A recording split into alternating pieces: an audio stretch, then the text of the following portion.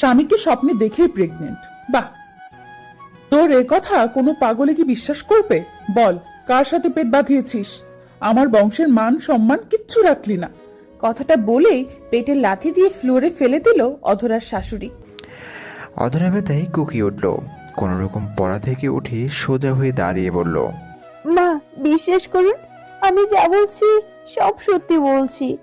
আমাকে কোনো ছেলে স্পর্শ পর্যন্ত করেনি। মাসখানেক আগে এক রাতে রাজের সাথে আমার শারীরিক সম্পর্ক হয়। সেই দিনটার কথা আমি আজও ভুলতে পারি না। হয়তো সেদিনই রাজের সন্তানের মা হই আমি। রাজের মা অধরার গালে ঠাস করে চর বসিয়ে দিয়ে বলল, ছি, এসব কথা মুখেও আনবি না, নষ্টা মেয়ে। এই তুই প্রতিদান দিলি ভালোবাসার? বল, তোকে নিজের মেয়ের প্রতি আদর যত্ন করা আমার অপরাধ ছিল? দুধ কলা দিয়ে আমি কালসাপ পুষেছি। আমার ছেলেটা শুনলে হয়তো মরেই যাবে। আমার ছেলের কি দোষ ছিল?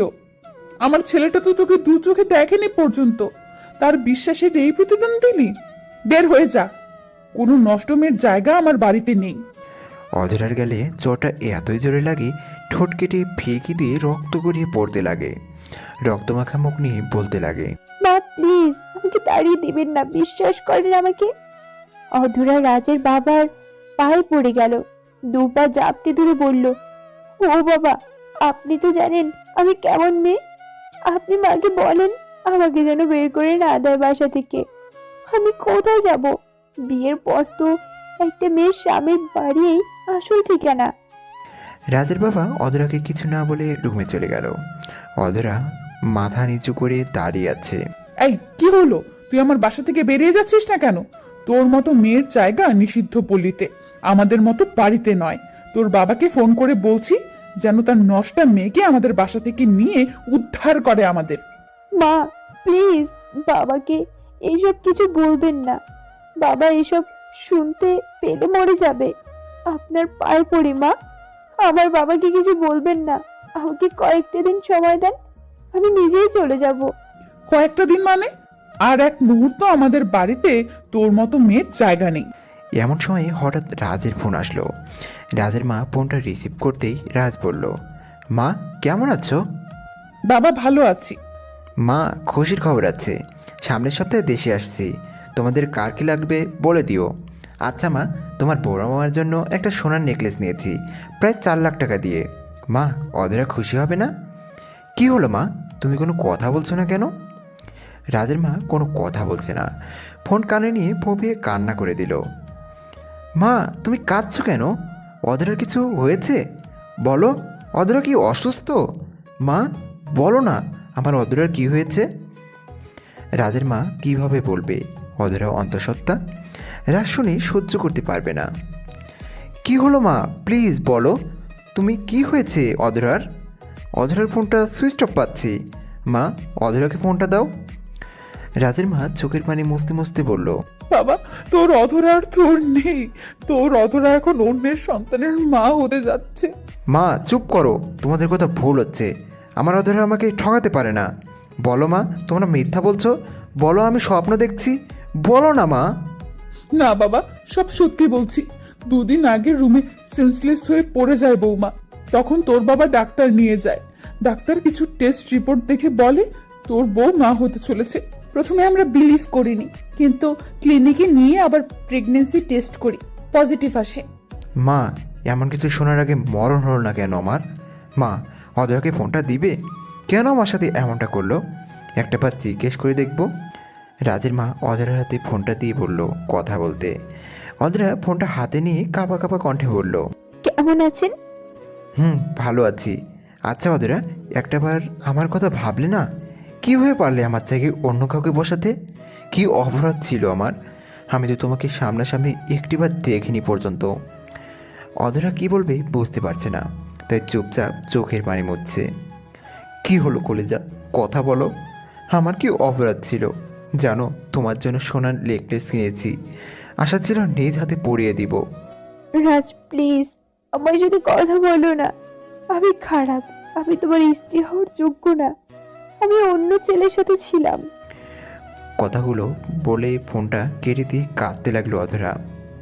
রাজের মা অধরার হাত থেকে ফোনটা নিয়ে বলল, এই তোর মতো চরিত্রহীন মেয়ে যেন আমার ছেলে বাড়ি আসার আগেই চলে যায়।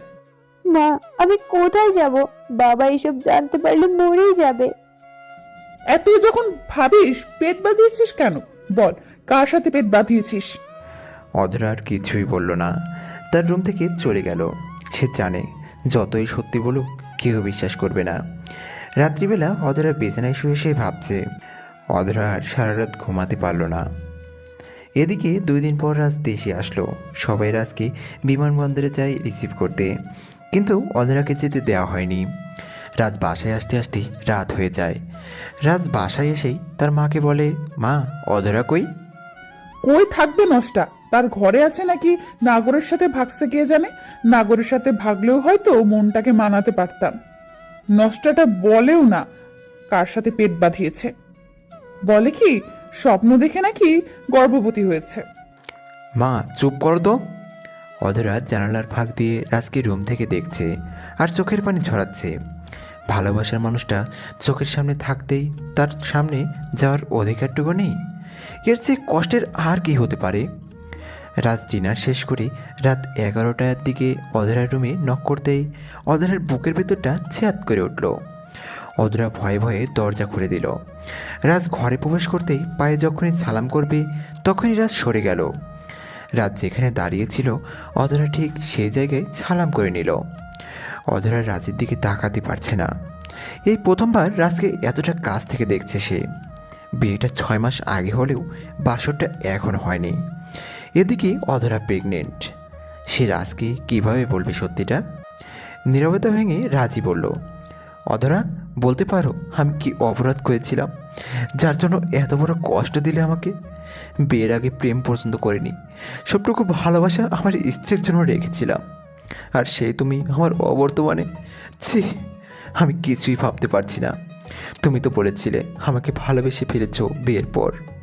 রাজ, তুমি বিলিভ করো, স্বপ্নে তোমার সাথে শারীরিক সম্পর্ক হয়, আর হয়তো সেই জন্য আমি মা হয়ে যাচ্ছি। রাজার তার রাগ সামলে রাখতে পারল না। ঠাস করে অধরার গালে চর বসিয়ে দিল। অধরার চর খেয়ে বিছানায় পড়ে গেল। রাজ কাঁদতে কাঁদতে বলল, জানো অধরা, যেদিন না মা এর মধ্যে তোমার বেগ দেয় সেদিন প্রথম দেখে তোমাকে ভালোবেসে ফেলি। সে থেকে বিয়ে অনলাইনে প্রতিদিন গুনতাম কবে দেশে ফিরবো, কবে তোমাকে বাস্তবে ছুঁয়ে দেখতে পারবো। আমার পবিত্র ভালোবাসা তুমি এভাবে মারিয়ে যাবে বিশ্বাস করতে কষ্ট হচ্ছে। তুমি যদি কাউকে ভালোবাসতে তাহলে আমার জীবনটা কেন নষ্ট করলে? একটাবার আমাকে বলতে, আমি নিজে তার কাছে তোমাকে তুলে দিতাম। কথাগুলো বলে রাজ ছোট্ট বাচ্চার মতো কাঁদতে লাগলো। অধরা রাজের চোখের পানি মুছে দিয়ে বলল, প্লিজ বিলিভ করো, আমি পুরো পবিত্র। অন্য কোনো পুরুষ আমাকে স্পর্শ করেনি। সত্যিটা আল্লাহ জানে, আমি যা বলছি সব সত্যি বলছি। প্লিজ চুপ কর চরিত্রহীন। তোর এই ড্রামা পৃথিবীর কোনো মানুষ বিলিভ করবে? স্বপ্নে কেউ গর্ভবতী হয়? তোর যৌবনের চাহিদা আজ মেটাবো। তোর তো ভালোবাসা দরকার ছিল না, শরীর দরকার ছিল। কথাটা বলে অধরাকে ধাক্কা দিয়ে একদম খাটে ফেলে দেয়। মুহূর্তের মধ্যে যেন রাজ হিংস্র পশুতে পরিণত হলো। অধরার গায়ের শাড়িটা একটানে খুলে ফেলে, ঠোঁট দুটি অধরার ওষ্ঠদ্বয়ে মিলিয়ে দিল। অধরা বাধা দিতে কেউ পারল না। কাকে বাধা দিবে? নিজের স্বামীকে কিভাবে বাধা দিবে? নিজেকে উৎসর্গ করে দিল রাজের কাছে। রাজের অত্যাচারে অধরা সহ্য করতে পারছে না। নীরবায় কয়েক ফোঁটা চোখের জল গড়িয়ে পড়ল। রাজা একটা সময় রাজের চাহিদা মিটে গেলে অর্ধলগ্ন অধরাকে ধাক্কা দিয়ে ফ্লোরে ফেলে দিল। অধরা নিজের শরীর নিয়ে নড়তে পারছে না। কোনো রকম শাড়িটা গায়ে জড়িয়ে খাটের এক পাশে যখন শুতে যাবে তখন রাজ বলল, তোর মতো চরিত্রহীন মেয়ে আমার পাশে শুবি না। আজকের রাতটাই তোর শেষ রাত এ বাড়িতে। কাল তুই বাসা থেকে বের হয়ে যাবি। যার সাথে পেট বাঁধিয়েছিস তার কাছে যাবি। কথাগুলো বলেই একটা বালিশের চাদর ছুঁড়ে মারল। অধরা ফ্লোরে শুয়ে পড়ল। তার ঘুম আসছে না। বারবার চিৎকার করে বলতে ইচ্ছে করছে আল্লাহকে যে তার জীবনে নিয়ে কেন খেলছে। ছোটোবেলায় মাকে নিয়ে গেছে আর এখন স্বামীকে আলাদা করে দিচ্ছে। অধরার চোখের পানিতে বালিশ ভিজে যাচ্ছে। বারবার মনে পড়ছে সে রাতের কথা, টিপটাপ বৃষ্টি। অধরা ঘুমিয়ে গেছে প্রায়। মাঝরাতে কারো গরম নিঃশ্বাসে তার ঘুম ভেঙে যায়। অধরা চোখ মেলেই দেখে রাজ। রাজ হঠাৎ দেখে চমকে যায় সে। রাজ অধরাকে কোনো কথা বলার সুযোগ না দিয়ে অধরার ঠোঁটের সাথে ঠোঁট মিলিয়ে দেয়। সারাকে ভালোবাসার স্পর্শ এঁকে দেয়। আস্তে আস্তে অধরার গা থেকে সব কাপড় সরিয়ে নেয়। এমন সময় অধরার হাত লেগে খাটের কাছে রাখা গ্লাস পড়ে ভেঙে যায়। রাজ সেদিকে ভ্রুক্ষেপ না করে অধরাকে আরও শক্ত করে জড়িয়ে ধরে। অধরার লজ্জায় চোখ বন্ধ করে ফেলে। রাজের কাছে অধরাকে নিজেকে বিলিয়ে দেয়। রাজ অধরার বুকে ঘুমিয়ে যায় এক পর্যায়ে। সকালে দরজার নক করার শব্দে অধরার ঘুম ভাঙে। চোখ করে দেখে রাজ তার বুকে নেই। পরনের কাপড় সব ঠিকঠাক। রাতে হাত নেড়ে কাচের যে গ্লাসটা ভেঙে যায় সেটাও অক্ষত অবস্থায় আছে। দরজা ভেতর থেকে আটকানো। অধরা নিজের মাথায় নিজেই হাত দিয়ে থাপ্পড় দেয় আর মনে মনে বলে, আজকে রাতে যে স্বপ্ন দেখব ভাবতেও পারিনি। এসব ভাবতে ভাবতেই রাত 2টো বেজে যায়। তবুও অধরার ঘুম আসছে না। বুকের ভেতরটা ফেটে যাচ্ছে।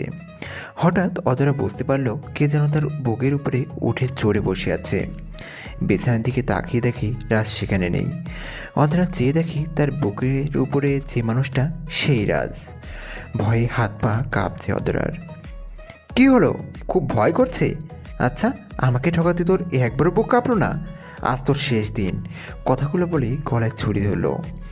অধরা ছলছল চোখে তাকিয়ে আছে রাজের দিকে। খানিক পর বলল, কি হলো? চুরি ধরে আছো কেন? চালিয়ে দাও তুমি। আমি আর বাঁচতে চাই না। রাজ ছুরিটা ফেলে দিলে হাওমাও করে কেঁদে উঠল। রাজের কান্না দেখে অধরার বুকের ভেতরটা যেন তোলপাড় শুরু হয়ে যাচ্ছে। অধরা রাজের চোখের পানি মুছে দিতে গেলেই রাজ অধরার হাতটা সরিয়ে দিয়ে বলল, তোমার মতো নষ্টা মেয়ে যেন আমাকে না ছয়।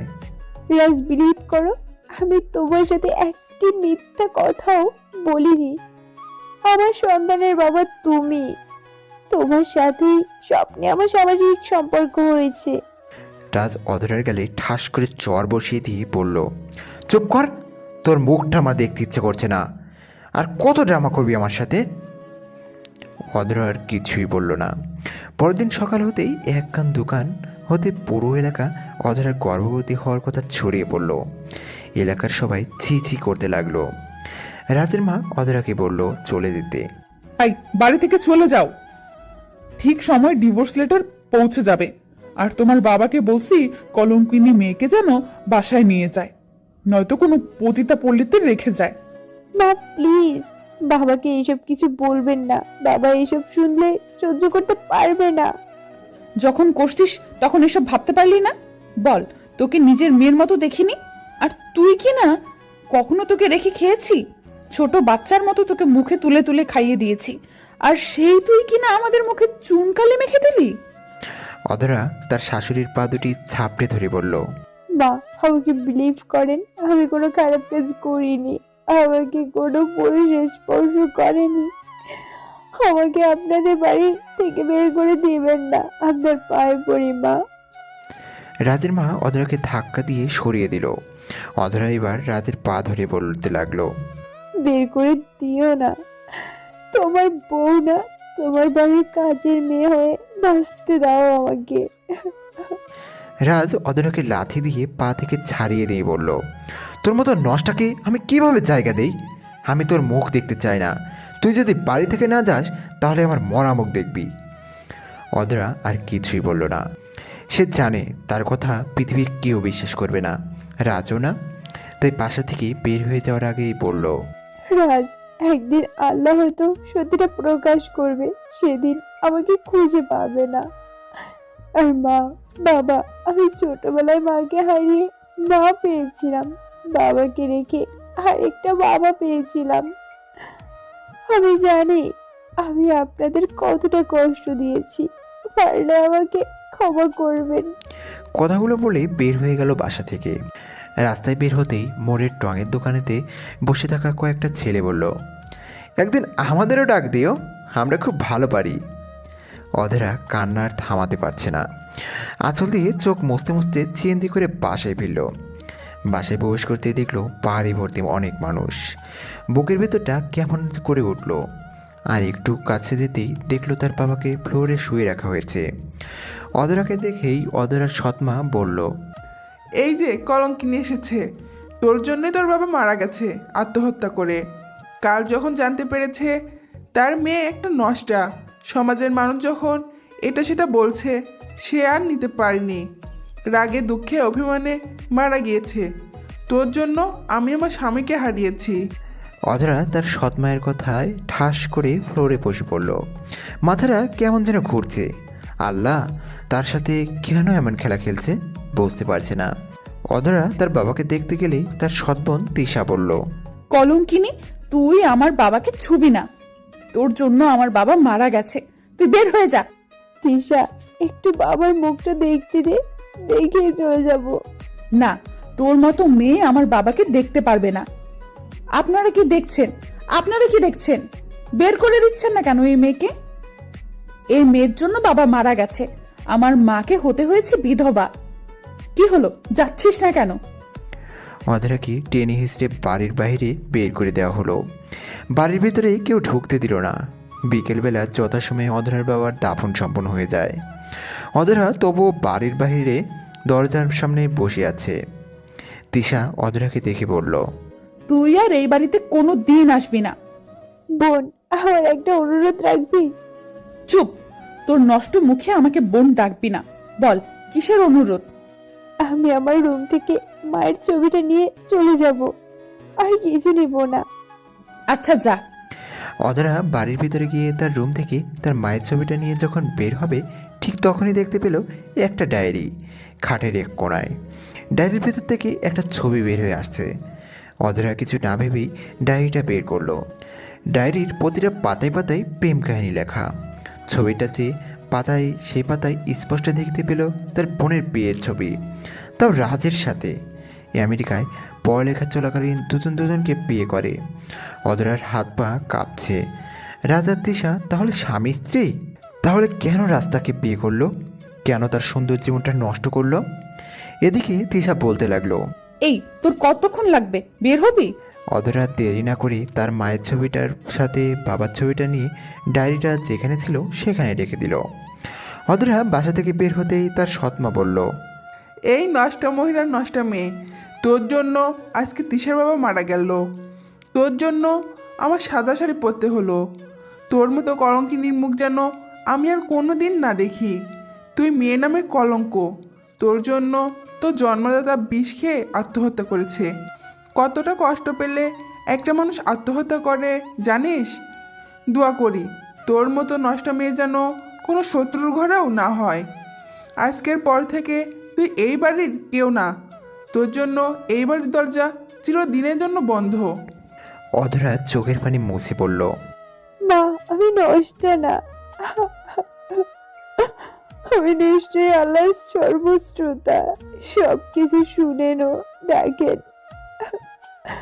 তিনি সত্যিটা একদিন না একদিন ঠিকই প্রকাশ করবে, আর আমি কোনোদিন আপনাদের এবং দেখাতে আসবো না। আর তিশা বোন, দোয়া করি আল্লাহ যেন তোকে সুখে রাখে, ভালো থাকিস। আমি তোকে কোনোদিন অভিশাপ দেব না। বিশ্বাস কর, কোনোদিন তোকে সৎ বোন ভাবিনি, আর মাকেও সৎ মা ভাবিনি। ভালো থাকিস, মায়ের যত্ন নিস। কথাগুলো শেষ করেই অধরা বাড়িটা আরেকবার পরখ করে নিল। এদিকে মাগরিবের আজান হয়ে গেল। চারিদিকে অন্ধকার হতে শুরু করলো, ঠিক অধরার জীবনের মতো। কত স্মৃতিই না মনে রয়েছে। বাবার মুখটা বারবার ভেসে উঠছে চোখে। বাবাকে শেষবারের মতো দেখাও হলো না যে তার। কি ভাগ্য নেই না জন্মেছিল সে। জন্মের সাথে সাথে জন্মদাত্রী মাটাও তাকে ছেড়ে গেল। বিয়ের পর স্বামীর বুকে একটা রাত কাটানো হলো না তার। তার আগে কলঙ্কের বোঝা মাথায় নিয়ে বের হয়ে আসতে হলো। বিপদে যে বাবা বটবৃক্ষের মতো ছায়া দিত, সে বাবা আত্মহত্যা করলো শুধু তারই জন্য। রাত বাড়তে থাকলো। রাত বাড়ার সাথে ভয়টাও বাড়তে লাগলো। কোথায় যাবে, কোথায় থাকবে? কোনো বান্ধবীও তার সাথে কথা বলছে না। সবার এক কথা, কোনো কলঙ্কিনী তাদের বান্ধবী হতে পারে না। এদিকে রাজের বাসাতেও যেতে পারবে না। রাজের সামনে গেলে যে তার মরামুখ দেখতে হবে। অধরা কোথায় যাবে ভেবে পাচ্ছে না। চোখের পানি গাল বেয়ে মাটিতে পড়ছে। অধরা আর হাঁটতে পারছে না। বাধ্য হয়ে এক বাসার নিচে গিয়ে দালানের সাথে হেলান দিয়ে বসে পড়ল। চোখটা কেমন যেন লেগে আসছে। এদিকে রাত প্রায় 10টা বাজে। রাজ বিছানায় শুয়ে আছে। হঠাৎ তার ফোনটা ক্রিং ক্রিং করে বেজে উঠল। ফোনের স্ক্রিনের দিকে তাকাতেই রাজের বুকটা কেমন করে উঠল। তিশার ফোন। রাজ রিং হওয়ার সাথে সাথেই ফোনটা রিসিভ করে বলল, হ্যালো জান, কেমন আছো? তোমাকে ছাড়া ভালো কিভাবে থাকি? খুব তাড়াতাড়ি আমরা এক হতে যাচ্ছি, তাই না? আর আমাদের পথে কোনো বাধা নেই। আচ্ছা তিশা, তুমি এতটা বুদ্ধিমান আগে জানতাম না। আচ্ছা, অধরাকে বাসা থেকে বের করতে পারছো? হ্যাঁ বাবু, অধরা আর কোনো দিন আমাদের সাথে দেখা করতেও পারবে না। এমন খেলা খেলেছি, এখন আর কারো করুণায় পড়ে থাকতে হবে না। বাবার সব সম্পত্তির মালিক এখন আমি আর তুমি হব। আচ্ছা রাজ, আমরা কবে বিয়ে করছি? বিয়ে তো করছি, আবার কিসের বিয়ে? আরে সেটা তো আমি আর তুমি জানি, এদেশের মানুষ তো কেউ জানে না। আচ্ছা জান, আমি খুব তাড়াতাড়ি আম্মুকে তোমার কথা বলবো। আর আশা রাখি আম্মু না করবে না। আর না করলেও আমার জানকে আমি বিয়ে করেই ফেলবো। তাই বুঝি? হ্যাঁ তাই। আচ্ছা রাজ, অধরা কোনোদিন সন্তান নিয়ে এসে যদি বলে সন্তানের বাবা তুমি? আরে কিভাবে বলবে? ওকে তো আমি ডিভোর্স দিয়েছি। ডিভোর্স দিয়েছো তো কি হয়েছে? তোমার বউ থাকা অবস্থাতেই তো অন্তঃসত্ত্বা হয়েছে, তাই না? আর জানি মন, এলাকার সবাইও জানে ও কলঙ্কিনী। আমি দেশে আসিনি। আরও সবাইকে বলেছে ও স্বপ্নে আমাকে দেখে গর্ভবতী হয়েছে। একথা কেউ বিশ্বাস করেনি। তো ভবিষ্যতে সন্তানের দাবি নিয়ে আসতে পারবে না। আচ্ছা বাদ দাও, তোমাকে খুব মিস করছি। তাই। তাই নাকি? মিস করলে এসে পড়ো, মা কিছুই বলবে না, সমস্যা নাই। আচ্ছা আমি যাচ্ছি। আচ্ছা, বাসায় নিচে এসে ফোন দিও। রাজ তার মাকে বলল তার বন্ধুর অ্যাক্সিডেন্ট করে হসপিটালে, তাই তাকে হসপিটালে যেতে হবে। এই কথা বলে বাসা থেকে গাড়ি নিয়ে বের হতেই বৃষ্টি শুরু হলো। বৃষ্টিও কি মুষলধারায় বৃষ্টি! এদিকে বৃষ্টি শুরু হওয়াতে অধরা দৌড়ে একটা বাসার নিচে গিয়ে দাঁড়ালো।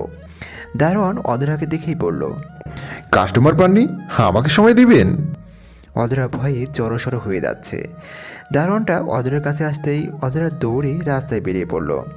হঠাৎ একটা গাড়ি অধরার কাছাকাছি এসে হার্ড ব্রেক করলো। অধরা ভয় পেয়ে দু চোখ বন্ধ করে ফেলল। রাজ গাড়ির গ্লাস নামিয়ে বলল, এই মেয়ে, মরা শক্ত আমার গাড়ির নিচে কেন? রাস্তায় টাক বাসের অভাব আছে নাকি? নাকি ব্যবসা করতে রাস্তায় নেমেছিস? অধরা রাজের দিকে তাকিয়ে চমকে যায়। এত রাতে রাজ কোথায় যাচ্ছে? কাপা কাপা গলায় অধরা বলে, স্যার, বৃষ্টি তো, তাই দেখতে পারিনি। আপনি যেখানে যাচ্ছেন যান। রাজ অধরার কণ্ঠে শুনেই চমকে যায়।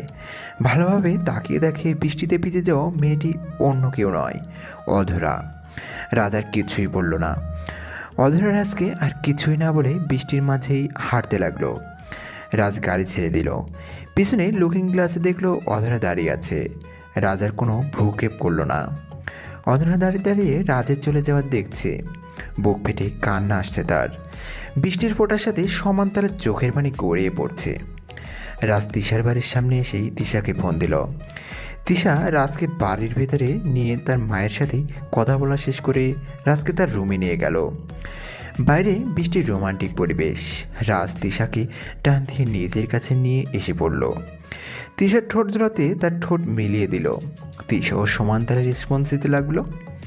রাজ তিশাকে বিছানায় শুয়ে দিয়ে আস্তে আস্তে তিশার শাড়ি খুলতে লাগলো। দুজনে অজানা এক ভালোবাসায় দুনিয়ায় হারিয়ে গেল। এদিকে বৃষ্টি নেমে গেছে। অধরার শরীর কাঁপতে শুরু করেছে শীতে। হঠাৎ অধরা খেয়াল করলো তাকে দুটো ছেলে খেয়াল করছে। অধরা আরও জোরে হাঁটতে লাগলো। এক পর্যায়ে একটা ছেলে অধরাকে সামনে এসে দাঁড়ালো। ভাইয়া, কি করছেন? আমাকে যেতে দিন। তাই বুঝি? আচ্ছা বেবি, কোথায় যাবে? চলো আমাদের বাসায় নিয়ে যাই। তোমাকে দেখে মনে হচ্ছে তোমার শীত করছে। তোমার সারা শরীর গরম করে দিব। তোমার শরীর ম্যাসেজ করে দিব। অধরা ছেলেটার গালে ঠাস করে চর বসিয়ে দিল। ছেলেটাকে চর বসিয়ে দিতেই অধরার মুখ চেপে ধরল ছেলেটা। আর একটা ছেলেকে ইশারা করে দুজনে ধরে রাস্তার পাশে পুরাতন একটা বাড়িতে নিয়ে অধরাকে শুয়ে দিয়ে শাড়ির আঁচলটা টান দিতেই অধরা বলল, ও ভাই, আমাকে মাফ করে দাও। আমার সর্বনাশ করো না ভাই। জানো, আমার গর্ভে সন্তান আছে। বোনটাকে ছেড়ে দাও, তোমার পায়ে পড়ি। অধরা কথাগুলো বলে কান্না করে দিল। ছেলেগুলো যেন হিংস্র ভাগ হয়ে গেল। অধরার শাড়ির বেশিরভাগটাই খুলে ফেলেছে। অধরা নিজেকে বাঁচানোর আপ্রাণ চেষ্টা করেছে, কিন্তু পেরে উঠছে না। মনে মনে আল্লাহকে ডাকছে, আল্লাহ যদি তাকে বাঁচায়। এদিকে একটা ছেলে শক্ত করে ধরে আছে, আর একটা ছেলে তার মুখে কিস করার জন্য যখনই মুখটা তার কাছে নিয়ে যায়, অধরা ছেলেটার নাকে শক্ত করে কামড় বসিয়ে দেয়। কামড়ে নাকের অগ্রভাগ ফেটে রক্ত ভেতে থাকে। অধরা কোনো রকম এক হাত ছড়িয়ে সিপটিপিন দিয়ে অন্য ছেলেকে আঘাত করতে ও ছেলেটাও তাকে ছেড়ে দেয়। অধরা দৌড়ে সেখান থেকে পালাতে লাগে। তার পেছনে ছেলেগুলো দৌড়ে আসতে লাগে। অধরা পিছনে তাকিয়ে দেখে ছেলেগুলো তার পিছু নিয়েছে। হঠাৎ রাস্তার সামনে তাকে দেখে একটা গাড়ি তার দিকে দ্রুত বেগে ছুটে আসছে। অধরা চোখ বন্ধ করে দাঁড়িয়ে পড়ে। গাড়ি ব্রেক করলেও শেষ রক্ষা হয় না। অধরা ছিটকে পড়ে রাস্তার পাশে। এদিকে মিসেস সুলতানা তার স্বামীকে নিয়ে বাসায় ফিরছিলেন, কিন্তু পথের মাঝে এমন একটা অ্যাক্সিডেন্ট হবে ভাবতেও পারেনি সে। তারা দুজন মিলে কোনো রকম অধরাকে গাড়িতে তুলে হসপিটালে নিয়ে যায়। ডাক্তার প্রায় ঘণ্টাখানেকের পর অপারেশন রুম থেকে বের হয়ে পড়ল। রোগী আপনাদের কি হয়? মিসেস সুলতানা আমতা আমতা করে বলতে লাগলো, আমার মেয়ে। ও আচ্ছা, শোনেন, ওনার মাথা থেকে অনেক ব্লাড গিয়েছে। এছাড়া বাম পায়ে অনেক বড় আঘাত পেয়েছে, একটা হাড় ভেঙেও গেছে। তাকে কমপক্ষে 6 মাস হুইল চেয়ারে কাটাতে হবে। ডাক্তার, মেয়েটা ভালো হবে তো? আমরা আমাদের চেষ্টায় সর্বোচ্চটা চেষ্টা করছি, কিন্তু মাথায় আঘাতটা গুরুতর, তাই জ্ঞান না ফেরা পর্যন্ত কিছুই বলতে পারছি না। আচ্ছা, ধন্যবাদ ডাক্তার। মিসেস সুলতানা হসপিটালের চেয়ারে বিষণ্ণ মনে বসে আছে। মিস্টার রায়হান পাশে বসে বলল, কি ব্যাপার, কান্না করছো কেন? শোনো না, মেয়েটার জন্য কেন জানে আমার খুব কষ্ট হচ্ছে। মেয়েটার যদি কিছু হয়ে যায়, জানো, রক্তাক্ত অবস্থায় যখনই মেয়েটার মুখ দেখেছি, তখনই বুকের ভিতরটা কেমন করে উঠছিল, মনে হয়েছিল কত আপন। আচ্ছা, তুমি শান্ত হও। দেখো, মেয়েটার কিছুই হবে না, আল্লাহ ঠিক করে দিবে। তুমি কান্না করো না, তোমার কান্না যে আমি দেখতে পারি না। আচ্ছা, মেয়েটা ভালো হবে তো? চিন্তা করো না, দেখবে মেয়েটাকে ঠিক ভালো করে দিবে আল্লাহ। এখন চলো বাসায় যাব। না, তুমি যাও, আমি যাব না। কেন যাবে না তুমি? কিভাবে যাই বলো? ডাক্তার যখন বলল মেয়েটা আপনার কি লাগে, তখন তো বলেছি আমার মেয়ে। মেয়েকে এভাবে অসুস্থ রেখে কিভাবে বাসায় যাই? আল্লাহ তো আমাদের কোনো সন্তান দেয়নি, কিন্তু এই মেয়েটাকে দেখে বুকের ভিতরটা কেমন যেন করছে। আচ্ছা, তাহলে দুজনেই থাকি। এদিকে পরের দিন সকালে 9টায় অধরার জ্ঞান ফিরে। জ্ঞান ফিরতেই মিসেস সুলতানা অধরার পাশে গিয়ে জিজ্ঞেস করে, নাম কি মা তোমার? কোথায় যাচ্ছিলে? অধরা তার নামটি বলে। মিসেস সুলতানাকে বলে, আমার যাওয়ার কোনো জায়গা নেই মা। কে বলেছে তোমার জায়গা নেই? তুমি আমাদের সাথে থাকবে। প্রায় সপ্তাহখানেক পর অধরাকে তারা বাসায় নিয়ে যায়। নিজের মেয়ের মতোই অধরা যত্ন করে। অধরা আস্তে আস্তে তাদেরকে সব খুলে বলে। এদিকে দেখতে দেখতে কয়েকটা মাস চলে যায়। রাজ তার পরিবারকে রাজি করিয়ে তিশাকে বউ বানিয়ে নিয়ে আসে। প্রথমে দ্বিমত থাকলেও রাজের কথা আর না করতে পারে না। রাজ আর তিশার সংসার খুব সুন্দরভাবে চলছিল। দুজন পার্টি দিতে যাওয়া, তিশার বাবার রেখে যাওয়া, বিজনেস দেখা, সব কিছু দারুণভাবে চলছিল। রাজা তিশা যেমনটা চেয়েছিল ঠিক তেমনটাই হয়েছিল। একে একে তাদের সব পথের কাঁটা সরিয়ে ফেলেছিল। ব্যবসার উত্তরোত্তর উন্নতি হতে লাগলো। দিনগুলো ভালোই কাটছিল। এদিকে প্রায় 5 বছর চলে যায়। 5 বছরে তিশা আর রাজের ঘর আলোকিত করে একটা ছেলে বাচ্চাও হয়েছিল, কিন্তু জন্মের কয়েকদিন পরে মারা যায়। তারপরেও তিশা আর রাজের সংসার খুব ভালোভাবে চলছিল। সুখের কোনো অভাব ছিল না। প্রতি মাসে পার্টি, দিনগুলো স্বপ্নের মতো যাচ্ছিল। কিন্তু হঠাৎ এক কালবৈশাখী ঝড়ে তাদের জীবন এলোমেলো হয়ে যায়। একদিন রাজ অফিস থেকে ফেরার পথে তার গাড়ি অ্যাক্সিডেন্ট করে। তার ড্রাইভার মারা গেলেও সে সম্পূর্ণ প্যারালাইজড হয়ে যায়। তিশা অনেক ডাক্তার দেখায়, সবাই বলে ভালো হওয়ার সম্ভাবনা নেই বললেই চলে। প্রায় 6 মাস পর হসপিটাল থেকে বাড়িতে ফিরে। তিশা আর তার সাথে আগের মতো কথা বলে না। সে ব্যবসা নিয়ে বিজি। এত বড় ব্যবসা এখন তাকে সামলাতে হয়। ইদানিং তিশা অনেক রাত করে বাড়িতে ফিরে। রাজ একদিন জিজ্ঞেস করেই বসে, তিশা, এত রাত পর্যন্ত তুমি কি করো? তিশা মুচকি হেসে বলে, অফিসের কত কাজ থাকে, এছাড়া পার্টি থাকে। রাজ আর কিছু বলে না। এদিকে যতই দিন যাচ্ছে রাজ বুঝতে পারছে তিশা কেমন যেন চেঞ্জ হয়ে যাচ্ছে। কয়েকদিন পর রাত 2টো বাজে, তখনও তিশা আসছে না। রাত 2টো কলিং বেল বেজে উঠল। কাজের মেয়েটা এসে দরজা খুলে দিতেই দেখতে পেল তিশা একটা লোকের কাঁধে ভর করে বাড়িতে ঢুকছে। লোকটা তিশাকে রুমে দিয়ে বের হতেই তিশা বলল, এই কোথায় যাচ্ছ? থেকে যাও না, একটু আদর দাও না। তিশা, হোটেলে তো আদর করলামই, এখানে তোমার হাজব্যান্ড আছে, সে দেখলে কি ভাববে? ধুর, কিসের হাজবেন্ড? একটা পঙ্গু ওটা। তুমি চলো, আজ সারা রাত আমার রুমে থাকবে। লোকটার কিছুই বলার আগেই তিশা লোকটাকে জড়িয়ে ধরল। রাজের বুকটা কষ্টে ফেটে যাচ্ছে। তারই সামনে তার স্ত্রীর অশ্লীল কাজ করছে। কি করবে ভেবে পাচ্ছে না। লোকটা টান দিয়ে তিশার শাড়ি খুলে ফেলল। তিশা তিশানকে জড়িয়ে ধরল। তাদের কারোরই সেন্স কাজ করছে না রুমে তারা 2জন না 3জন আছে। তিশান তিশার ঠোঁট দুটি নিজে কয়ে নিল। তিশার চোখ বন্ধ করে আছে। হঠাৎ তিশার চোখ খুলতে দেখলো রাজ তাদের দিকে তাকিয়ে আছে। ততক্ষণে তিশার পরনে কোনো শাড়ি নেই।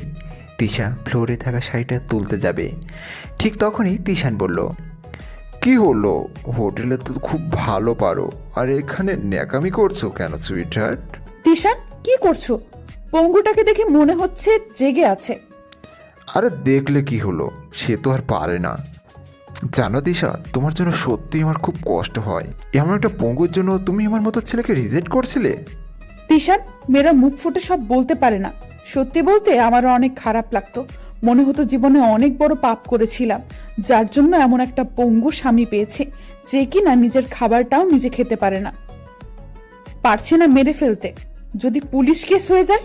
আচ্ছা চলো পাশের রুমে। তিশা তিশান চৌধুরীকে নিয়ে পাশের রুমে চলে গেল। রাজের চোখে বারবার অধরার মুখটা ভেসে উঠছে। নিরপরাধ মেয়েটাকে কলঙ্কের বোঝা চাপিয়ে বাসা থেকে বের করে দিয়েছিল যার জন্য, আর সেই তিশা তারই সামনে অন্য একটা ছেলের সাথে অসভ্যতামি করছে। তিশা তো তাকে ভালোবাসতো। তিশা তো তাকে ভালোবাসতো, কত প্রতিশ্রুতি দিয়েছিল, কত রাত একসাথে কাটিয়েছে, কত জ্যোৎস্না, কত আধার পার করেছে। এতটা ভালোবাসার এই প্রতিদান সে দিতে পারলো? একটু কষ্টও হলো না তার? আজ তিশা যদি এমন অসুস্থ হতো তাহলে সে তিশাকে রেখে অন্য মেয়েকে নিয়ে এমন করতে পারতো? মন চাচ্ছে তিশাকে নিজে হাতে খুন করে ফেলি। রাজের খুব কষ্ট হচ্ছে, বুকের ভেতরটা দুমড়ে মুচড়ে যাচ্ছে। যাবেই না বা কেন? তারই ভালোবাসার মানুষ তারই সামনে অন্য একটা ছেলের সাথে নোংরামি করছে। ছি! রাজ খুব করে চেষ্টা করছে বিছানা থেকে উঠে দাঁড়াতে, পারছে না, নড়তেও পারছে না। বারবার মনে মনে আল্লাহকে ডাকছে, আল্লাহ যেন তাকে সুস্থ করে দেয়। সে যে আর এই দৃশ্য মেনে নিতে পারছে না। চোখের সামনে নিজের স্ত্রী অন্য পুরুষের সাথে, এটা দুনিয়ার কোনো পুরুষ মেনে নিতে পারবে? রাজ ওঠার চেষ্টা করছে কিন্তু পারছে না। হাত দিয়ে চেষ্টা করতে গিয়ে খাট থেকে পড়ে যায়। মাথা ফ্লোরে বাড়ি খাওয়ায় কপালের খানিকটা অংশ কেটে গিয়ে ফিরকি দিয়ে রক্ত বেরোতে লাগে। বাম হাতটা প্যারালাইজড হয়ে গেছে শরীরের সাথে সাথেই। ডানা দিয়ে কোনো রকমে কপাল চেপে ধরে। তিশাকে ডাকতে লাগলো। ভেতরের রুম থেকে কোনো কথা আসছে না। রাজ ডানাতে কপাল ধরে কাঁদতে লাগলো। মাথাটা কেমন ব্যথা করছে, চোখের পানি মোছার শক্তিটাও হচ্ছে না। সব তার পাপের ফল। খুব করে ইচ্ছা করছে অধরার কাছে পা জড়িয়ে ধরে ক্ষমা চাইতে। মেয়েটা সত্যি তাকে অনেক ভালোবাসতো। হীরাকে সে কাজ ভেবে জীবনের সবচেয়ে বড় ভুলটাই করেছে। আজ মা বাবা বেঁচে নেই যে পৃথিবীটি তার পাশে এসে দাঁড়াবে। আল্লাহ যে মা বাবাকেও তার কাছ থেকে নিয়ে নিয়েছে। রাজের বুক পেয়ে ঠিক কান্না আসছে। ফ্লোরের ঠান্ডায় শরীরে জ্বর বেড়ে যাচ্ছে। কেউ নেই যে তাকে ফ্লোর থেকে বিছানায় তুলে শুইয়ে দিবে। সারা রাত অগ্নি পরীক্ষার মতো চলল। সকালের দিকে জ্বর বেশি হওয়াতে সেন্সলেস হয়ে যায় রাজ। এদিকে জানলার কাছ ভেদ করে সূর্যের আলো পড়তেই তিশান তার বুকের উপর শুয়ে আছে। তিশার রাতের যতটা না খারাপ লাগছে তার চেয়ে তিশানের সাথে কাটানো ফিলিংসটা অনেক ভালো লাগছে। রাতে দুজনের নেশাগ্রস্ত ছিল, এমন কিছু হয়ে যাবে ভাবতেই পারেনি সে। তার আষ্টেপাশে জড়িয়ে ধরে শুয়ে আছে। তিশা তিশানের মাথায় হাত বুলাতে বুলাতে বলল, এই যে নবাব, এখন উঠেন, সারা রাত তো আর ঘুমাননি, অফিসে যেতে হবে। এছাড়া পঙ্গুটা দেখে ফেললে সমস্যা। ও হচ্ছে আমাদের সোনার ডিম দেওয়া হাঁস। বেবি আর একটু থাকো না, খুব ভালো লাগছে। তিশা তিশানকে এক প্রকার জোর করে তুলে দিল। তিশান নিজের কাপড় ঠিক করে নিল। এদিকে তিশান বাসা থেকে বের হয়ে চলে গেল। সকালবেলা কাজের মেয়ে ঘর ঝাড়ু দিতে এসে চিৎকার করে উঠল আর চিৎকার করে বলতে লাগলো, আপামনি, কোথায় আপনি? দেখে যান, স্যার কথা বলছে না, ফ্লোরে ছোপ ছোপ রক্ত। কাজের মেয়েটা রাজকে চোখের পানি দিয়ে বলছে, স্যার, ও স্যার, কি হয়েছে? কথা বলেন, আপনি কথা বলেন না কেন? এদিকে তিশা শাওয়ার শেষে ড্রেস চেঞ্জ করে বের হতেই কাজের মেয়েটার চিল্লাচিল্লি শুনে দেখে রাজ ফ্লোরে পড়ে আছে। তিশা মনে মনে ভাবছে, আপামনি, স্যার কোনো কথা বলছে না কেন? স্যারের কিছু হয়ে গেল না তো? আরে তুই চুপ কর, আমি দেখছি, আগে বিছানায় তুল। দুজন মিলে রাজকে বিছানায় তুলে রাজের গালে মৃদু হাত রেখে বলল, এই রাজ, রাজ কি হয়েছে তোমার? কথা বলো প্লিজ। মনে মনে ভাবলো তাহলে মরেনি, এখন বেঁচে আছে। তিশা ডক্টরকে ফোন দিল। কিছুক্ষণ পর ডক্টর এসে বলল, জ্বর সাথে কপালের আঘাত পাওয়ায় সেন্সলেস হয়ে গেছে, তেমন কোনো প্রবলেম না। ইঞ্জেকশন দিয়ে দিচ্ছি, একটু পরে জ্ঞান ফিরবে, চিন্তার কোনো কারণ নেই। আচ্ছা, ধন্যবাদ ডক্টর। ডক্টর চলে যাওয়ার কিছুক্ষণ পরেই রাজের জ্ঞান ফিরে। রাজের জ্ঞান ফিরতে দেখে তার মাথার কাছে তিশা বসে আছে। অন্যান্য দিন তিশাকে যতটা সুন্দর লাগে, আজ রাজের কাছে তিশাকে তার চেয়ে শতগুণ বেশি কুৎসিত লাগছে। রাজ, এখন কেমন লাগছে? রাজ কালকের রাতের কথা বলতে গিয়ে চুপ করে রইল। কি হলো রাজ, কথা বলছো না যে? এখন খানিকটা ভালো। আচ্ছা তিশা, তোমাকে একটা কথা বলি। হ্যাঁ বলো। তিশা, এখন পার্টিতে না গেলে হয় না? কাল অনেক রাত পর্যন্ত জেগেছিলাম, তখনও তুমি আসোনি। রাজ, বুঝোই তো ব্যবসার জন্য কত কিছু করতে হয়। আচ্ছা, এরপর থেকে চেষ্টা করব তাড়াতাড়ি ফেরার। আমার অফিস আছে, আমি এখন আসছি। আচ্ছা যাও, সাবধানে যেও। তিশা চলে গেল। কাজের মেয়েটা বলল, স্যার, মাথায় জ্বরপট্টি দিয়ে দেব? আপনার শরীরে তো মেরা জ্বর। রাজ মাথা নাড়িয়ে হ্যাঁসূচক জবাব দিল। মেয়েটা রাজের মাথায় জলবট্টি দিয়ে দিল। খানিকক্ষণ পর পর জলবট্টি চেঞ্জ করছে। এক পর্যায়ে মেয়েটা বলল, স্যার, একটা কথা কই। হ্যাঁ নয়নতারা, বলো। মেয়েটার নাম নয়নতারা। স্যার, আপামনি এখন কেমন যেন হয়ে গেছে। আগে আপনার কত কেয়ার নিত, আর এখন কেমন যেন করে। ও আচ্ছা, বুঝিস না, অনেক বড় ব্যবসা করে, হয়তো সেজন্য সময় দিতে পারে না। স্যার, আগে ভাবতাম বড়লোক মানুষরা অনেক সুখী, এখন মনে হয় আল্লাহ আমাকেই অনেক সুখী রাখছে। টাকায় সুখ থাকলে শান্তি পাওয়া যায় না। প্রকৃত শান্তি তো টাকায় পাওয়া যায় না। রাজ আর কিছুই বলল না। এদিকে যতই দিন গড়াতে লাগলো তিশা ততই পরিবর্তন হতে লাগলো। আগের মতো ঠিকঠাক রাজের সাথে কথা বলতে চায় না, ফেরাতে ফেরে। রাজ কিছু বলতে গেলেও পারে না। এদিকে সকালবেলা রাজ শুয়ে আছে। তিশা নয়নতারাকে চা বানিয়ে আনতে বলে ছোবায় বসতে যাবে, হঠাৎ মাথা ঘুরে পড়ে যায়। নয়নতারা তিশাকে নিয়ে হসপিটালে গেলে ডাক্তার তিশার প্রেগনেন্সি রিপোর্ট দেখে বলল পজিটিভ। নয়নতারা সাথে সাথে রাজকে ফোন করে বলল, স্যার, আপনি মিষ্টি খাওয়াবেন আমাকে, আমাদের আপামনি মা হতে যাচ্ছে। রাজের হাত থেকে ফোনটা পড়ে গেল, হাতটা কাঁপছে। এটা কিভাবে সম্ভব? তিশার সাথে প্রায় 6 মাস হবে শারীরিক কোনো সম্পর্ক হয়নি তার মানে তিশার গর্ভে সন্তানের বাবা সে নয়।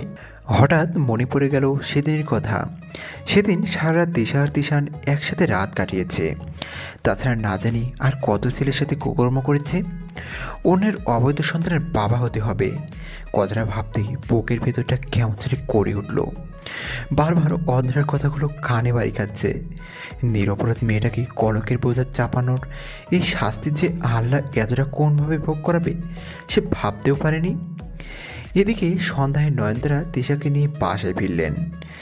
নয়নতারা দৌড়ে রাজের কাছে এসে বলল, স্যার, আমার অনেক খুশি লাগছে। আমাদের প্রথম বাবুটা মারা গেল। আপামনি আর আপনি অনেক কান্না করেছেন। আমার কাছে অনেক খারাপ লাগছে। জানেন স্যার, আমি যতবার নামাজ পড়তাম ততবারই আপনার আর আপামনির জন্য দোয়া করতাম, যেন আল্লাহ আপনাদের ঘরে আরেকটা বাবু দেয়। আল্লাহ আমাদের দোয়া কবুল করেছে। নয়নতারার কথা শুনে রাজের চোখ থেকে নীরবে অশ্রু গড়িয়ে পড়ে। সে কি করে বলবে তিশানের গর্ভে বাবা সেই নয়, অন্য কেউ। স্যার, আপনি কাঁদছেন কেন?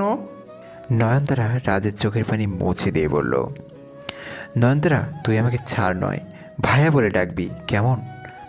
আজ থেকে আমি তোর ভাই। না স্যার, আপনি কত বড় লোক, আপনাকে কিভাবে ভাইয়া ডাকি? আর আমি আপনাদের বাসার সামান্য কাজের মেয়ে। কাজের মেয়েরা কি মানুষ না? তাদের কি আল্লাহ সৃষ্টি করেনি? তুই আজ থেকে আমাকে ভাইয়া ডাকবি, ঠিক আছে?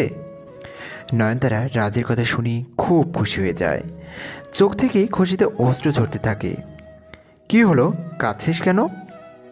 জানো ভাইয়া, ছোটবেলায় মা মারা যায়, বাবা আমাকে রেখে আরেকটা বিয়ে করে। সৎ মা আমাকে একটু বড় হতেই মানুষের বাড়িতে কাজে লাগিয়ে দেয়। জীবনে মায়ের মমতা বাবা স্নেহ পাইনি কোনো দিন। আর তুমি সেই অভাগীকে বোন বানিয়েছো। সত্যি ভাইয়া, আমি অনেক খুশি হয়েছি, অনেক অনেক। আচ্ছা, এবার তাহলে হাসাই। রাজ এখন নয়নতারার সাথে কথা বলছে। এমন সময় তিশা এসে রাজের পাশে বসলো। নয়নতারা রুম থেকে বের হয়ে গেল। নয়নতারা রুম থেকে বের হতেই রাজ বলল, আচ্ছা তিশা, আমাকে তুমি সত্যি ভালোবাসো? হঠাৎ এমন কথা বলছো কেন? না, আমার মনে হচ্ছে। আচ্ছা বাদ দাও, নয়নতারা যা বললো তা কি সত্যি? কিসের কথা বললো? তুমি নাকি মা হতে যাচ্ছ, কথাটা কি সত্যি?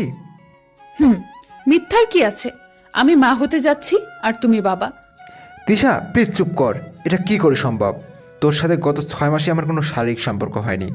তুমি মা হও কিভাবে? রাজ, তুমি কিন্তু বেশি বলছো। কি বেশি বলছি? তুমি বলো, তোমার গর্ভের সন্তানের বাবা কে? কেন তুমি? চুপ! নষ্টা, লজ্জা করে না আমার সন্তানের কথা বলতে? এই তোর ভালোবাসা? আমি তো মরে যাইনি, এসব দেখতে হবেই কখনো ভাবেইনি। শোনো মিস্টার রাজ, তুমি মানলেও আমার গর্ভের বেবির বাবা তুমি, আর না মানলেও। চুপ!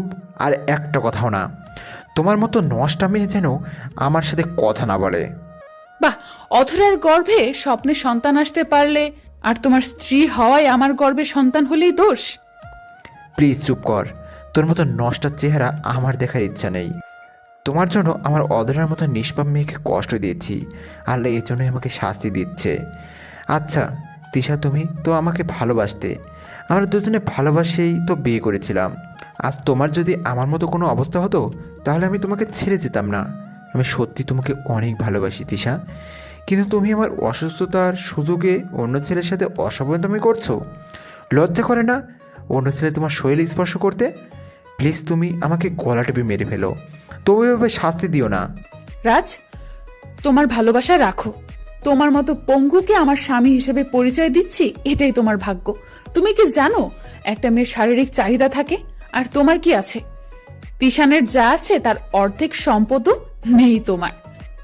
বাহ, প্লিজ তুমি আমার চোখের সামনে থেকে যাও, সত্যি তোমাকে দেখে ঘৃণা করছে। তিশা আর কিছু বলল না। এদিকে রাতে রাজ তিশাকে দেখলো কার সাথে যেন ফিসফিসে কথা বলছে। ক্রমেই কথা স্পষ্ট হতে লাগলো। এক পর্যায়ে তৃষা বলল, তিশান, আমরা কবে বিয়ে করছি? আমার আর ভালো লাগে না। আরে বেবি, আর কয়েকটা দিন। আচ্ছা তিশান, জানো তোমার সন্তানের মা হতে যাচ্ছি। রাজ বেচারের সাথে ঝগড়া হলো। তাই বুঝি? ও হলে বেবিটা? রাজ কান্না করে দিয়েছে। নিজের কিছু করার মুরদ নেই, অন্য কিছু করলে জলে। বেবি, বাবুটা নষ্ট করে দিব? কেন নষ্ট করব? বাবু তো তোমারই। আমরা তো বিয়ে করছি। আচ্ছা, আমরা কবে বিয়ে করব জানেমন? তোমাকে ছাড়া আমার আর ভালো লাগছে না, খুব করে তোমাকে কাছে পেতে মন চাচ্ছে। আমারও ভালো লাগছে না। তাই বুঝি? তাহলে জানেমন এসে পড়ো। আচ্ছা, তুমি ওয়েট করো, আমি আসছি। প্রায় 30 মিনিট পর রাত 11টার দিকে কলিং বেলটা বেজে ওঠে। রাজ তিশার দিকে তাকায়। তিশা আজ খুব সুন্দর করে সেজেছে, একদম নতুন বইয়ের মতো। রাজের চোখের সামনে তিশান আর তিশা দুজনের রুমে ঢুকে দরজা লাগিয়ে দিল। রাজের বুক ফেটে কান্না আসছে। এই কান্না তিশার জন্য না, অধরার জন্য। সত্যি অধরার সাথে সে অনেক অন্যায় করেছে। মিথ্যা প্রেমের অভিনয় সব কিছু চোখের সামনে ভাসছে। অন্যদিকে তিশান সারা রাত তিশার সাথে থেকে সকালবেলা ব্রেকফাস্ট করে বের হয়ে যায়। নয়নতারা সব কিছু বুঝেও না বোঝার ভান করে থাকে। এদিকে মাসখানেকের মাঝে রাজের সব সম্পত্তি কৌশলে নিজে করে নেয়। ফলে রাজের বাড়ি নিলাম হয়ে যায়। তিশার তার মা বাড়ি ছেড়ে যাওয়ার আগে রাজের মুখে ডিভোর্সের লেটার ছুঁড়ে ফেলে যায়। রাজ শুধু তিশার চলে যাওয়ার দিকে অসহায়ের মতো তাকিয়ে থাকে। নতুন বাড়িওয়ালা রাজকে বাসা থেকে বের করে দেয়। সবাই ছেড়ে গেলেও নয়নতারা রাজকে ফেলে যায়নি। নয়নতারা রাজকে নিয়ে কোথায় যাবে, কীভাবে চিকিৎসার খরচ জোগাবে, কিছুই ভাবতে পারছে না। রাস্তায় একটা হুইল চেয়ারে করে রাজকে নিয়ে যাচ্ছে। নয়ন, এখানে দাঁড়া। কেন ভাইয়া? কোথায় নিয়ে যাবে বোন আমাকে? তুই বরং আমাকে রাস্তায় ফেলে চলে যা। ছি ভাইয়া, কি বলছো? আমি ঠিক বলছি। আচ্ছা নয়ন, আমার অনেক ক্ষুধা পেয়েছে, একটু পানি খাওয়াবি? নয়ন রাস্তার পাশ থেকে খাবার আনতে গেলে হঠাৎ রাজের চোখ আটকে যায় একটা মেয়ের দিকে। পিছন থেকে ডাকছে, শুনতে পাচ্ছে না। রাজ উঠে দাঁড়ানোর চেষ্টা করতে গিয়ে হুইল চেয়ার থেকে পড়ে যায়। সবেমাত্র স্কুল ছুটি হয়েছে। ছোট্ট একটা মেয়ে তার মায়ের হাত ছেড়ে দিয়ে দৌড়ে রাজের সামনে এসে তার মাকে ডাক দিয়ে বলল, মম, দেখে যাও, আঙ্কেলটা পড়ে গেছে চেয়ার থেকে। অধরা রাফিয়ার কথা শুনে তার মেয়ের পাশে এসে দাঁড়াতেই বুকটা ছ্যাত করে ওঠে।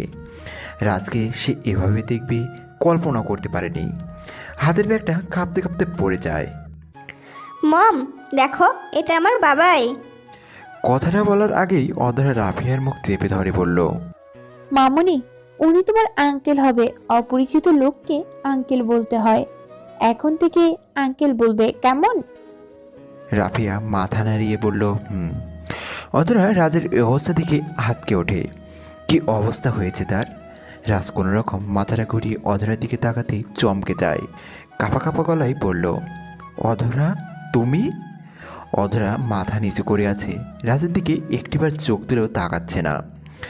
সেই চেনা কণ্ঠটা বুকের ভিতরটা ঝড় তুলে দিচ্ছে, কিন্তু অতীতের সে কথাগুলো এখনও কানে বাড়ি দিচ্ছে।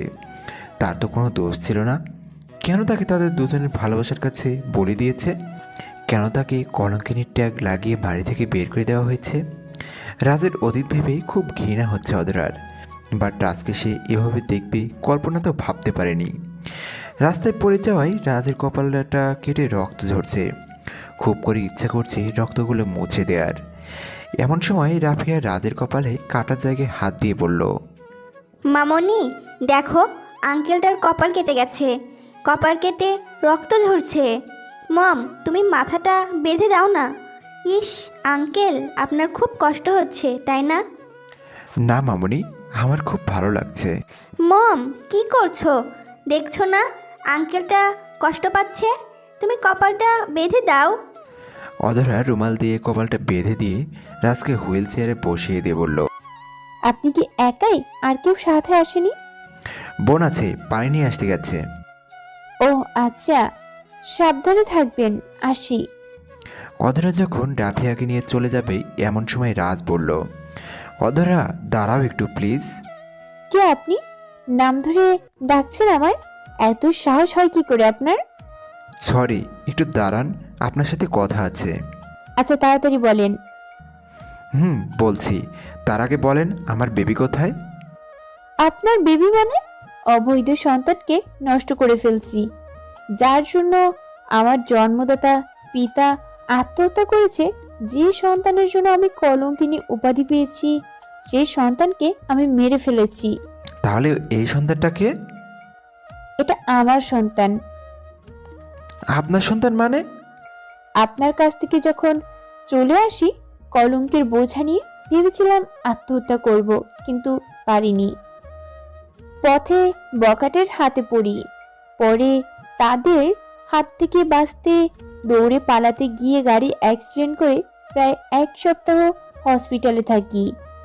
আর যাদের গাড়িতে অ্যাক্সিডেন্ট করি তারা সবটা জেনে নিজেই মেয়ের পরিচয় বড় করি, তখন নিজেই অবৈধ সন্তানকে নষ্ট করে ফেলি। তার কয়েক মাস পর তারা আমাকে বিয়ে দেয় আর এই বেবি হয়। আপনি ভুল করেও আমাদের জীবনে আসার চেষ্টা করবেন না। অধরার কথাগুলো শুনে রাজের বুকের ভেতরটা ফেটে যাচ্ছে। অধরার দিকে অসহায়ভাবে তাকিয়ে বলল, এ কি করছেন?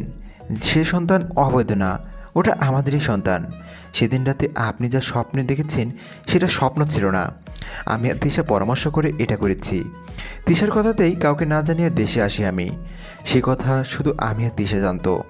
তিশার প্ল্যান মতেই আমি সেদিন রাতে তোমার রুমে প্রবেশ করি জানালার গ্রিল ভেঙে। তারপর তোমার সাথে রাত্রি যাপন। রাত শেষ না হওয়ার আগেই তোমাকে চেতনানাশক স্প্রে করে অজ্ঞান করে পরে চলে আসি।